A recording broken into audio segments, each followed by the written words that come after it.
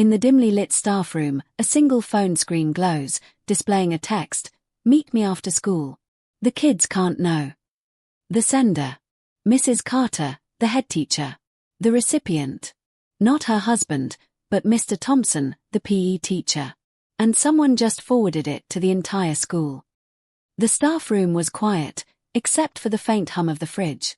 A phone buzzed on the table, its screen lighting up the dark corner.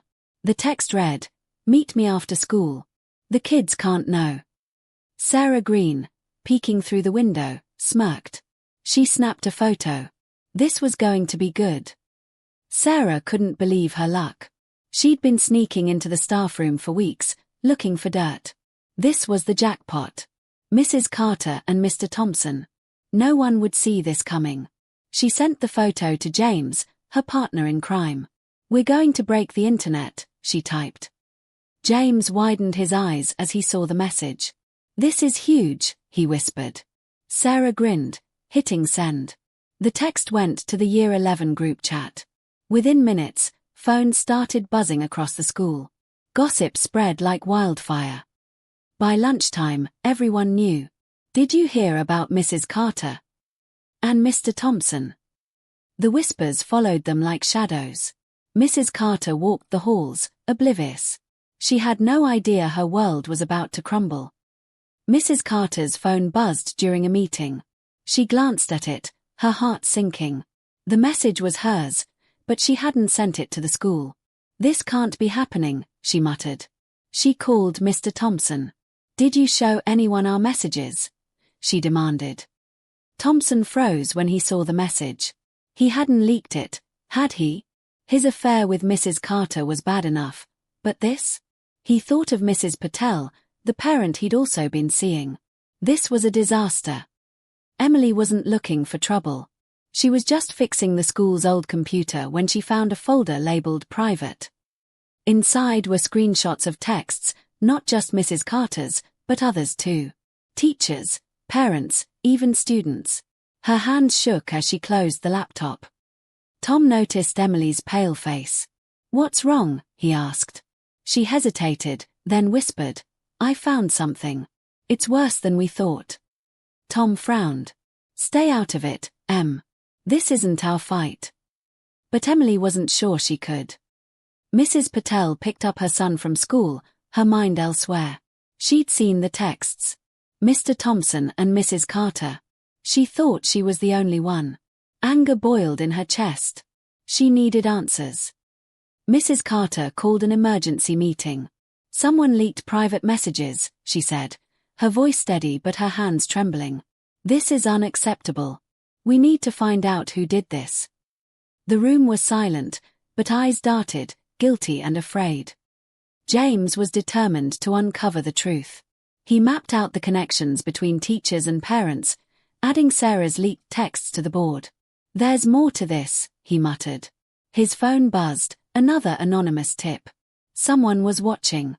The tip was vague but intriguing. James grabbed his backpack and sneaked toward the old storage room. The door creaked open, revealing stacks of boxes. One was labeled confidential. His heart raced as he pulled it out. Inside the box were files dating back years, complaints, emails, and more texts. The USB-marked evidence caught his eye. He plugged it into his laptop. The files were encrypted, but James knew how to crack them. Emily stared at the screen, torn. She knew the files were explosive, but sharing them could ruin lives. Tom's warning echoed in her mind. She closed the laptop, but the guilt lingered. What if someone got hurt? Mrs. Patel cornered Mr. Thompson after school. "Explain this," she said, holding up her phone. Mr. Thompson stammered. "It's not what it looks like. Save it," she snapped. "You're a liar, and I'm done." News of the scandal reached the parents. A meeting was called, and tensions ran high. "How could this happen?" one parent shouted. Mrs. Carter tried to calm them, but her words fell flat. The trust was broken. Sarah thought leaking the texts would make her popular, but now she felt sick. The gossip had spiraled out of control. Her phone buzzed with hate messages. "You ruined everything," one read. She buried her face in her hands. Mr. Harris had always supported Mrs. Carter, but the evidence was damning. He held the folder James had anonymously dropped off. Should he protect her or do what was right? His loyalty was being tested. Just as things seemed to calm down, another leak hit. This time, it was emails between teachers about grades and favoritism. The school erupted in chaos. James watched from the sidelines, realizing he'd unleashed a monster. Emily couldn't stay silent. She sent an anonymous email to the school board, attaching the file she'd found.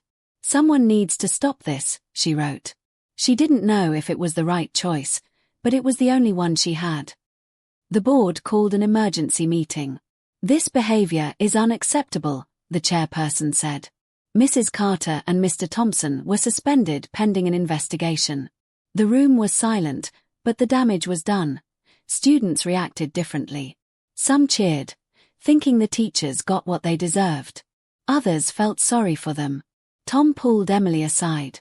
"You did the right thing," he said. Emily nodded, but she wasn't so sure. Mrs. Carter packed her things, her career in ruins.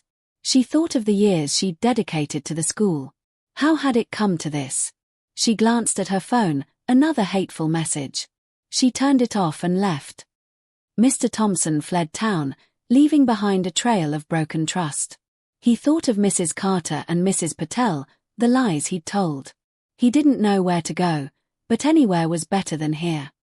The school tried to move on, but the scandal left scars. Teachers were wary, students were divided, and parents demanded change. James, Sarah, and Emily sat together at lunch, silent. They'd uncovered the truth, but at what cost? Clark arrived with promises of change. "We'll rebuild trust," he said, his voice steady. Students were skeptical, but his sincerity was refreshing. Emily watched from the back, wondering if things could truly get better. Sarah took the stage during assembly. "I'm sorry," she said, her voice shaking.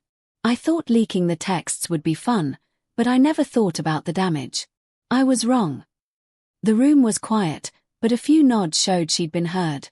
James channeled his energy into making things right. He started a campaign to promote kindness and transparency. "We can't change the past," he told Tom, "but we can shape the future." Emily was elected to the student council. She pushed for better communication between students and staff. "We need to listen to each other," she said. Her quiet determination inspired others. Mrs. Patel focused on her family, slowly healing from the betrayal. She volunteered at the school, rebuilding her connection to the community. "I won't let one person ruin my love for this place," she told a friend. The remaining teachers held a meeting to reflect. "We failed each other," Mr. Harris admitted. They vowed to be more transparent and supportive.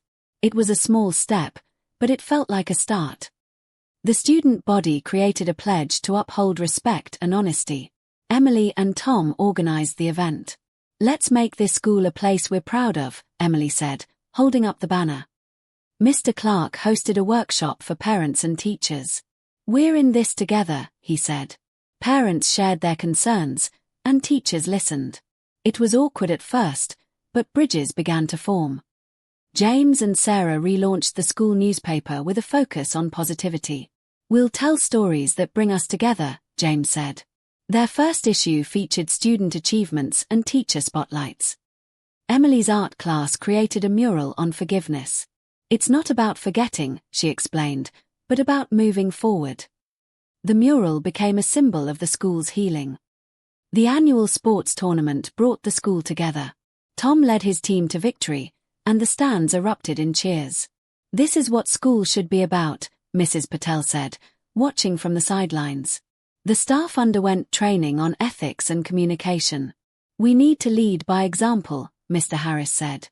The sessions were tough but necessary. Emily organized a forum for students to voice their concerns. "We want to be heard," she said. Teachers took notes, and changes began to emerge. Sarah suggested a community garden to bring everyone together. "It's a fresh start," she said. Parents, teachers, and students dug in, literally and figuratively. A year after the scandal, the school celebrated its progress. "We've come a long way," Mr. Clark said.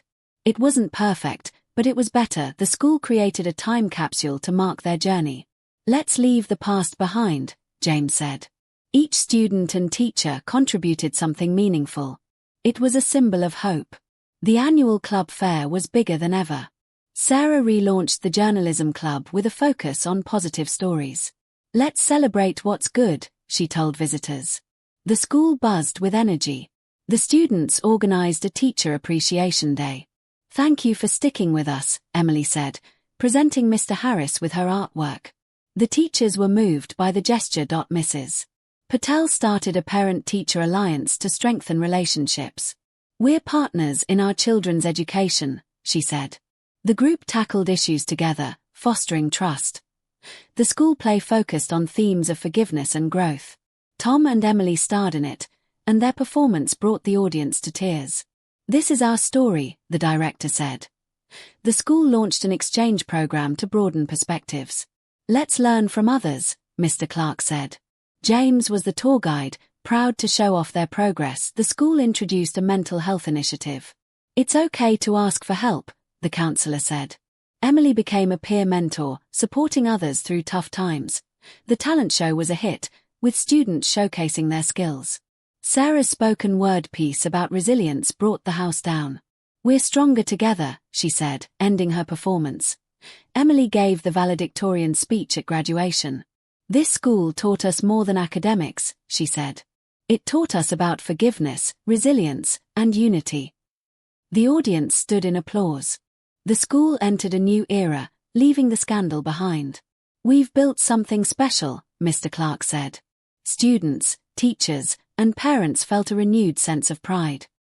Alumni visited, amazed at the changes. This place is unrecognizable, one said. Sarah gave them a tour, sharing stories of growth and healing. James started a scholarship fund for students who demonstrated resilience. Let's pay it forward, he said. The fund became a symbol of the school's commitment to the future. The holiday fair brought the community together.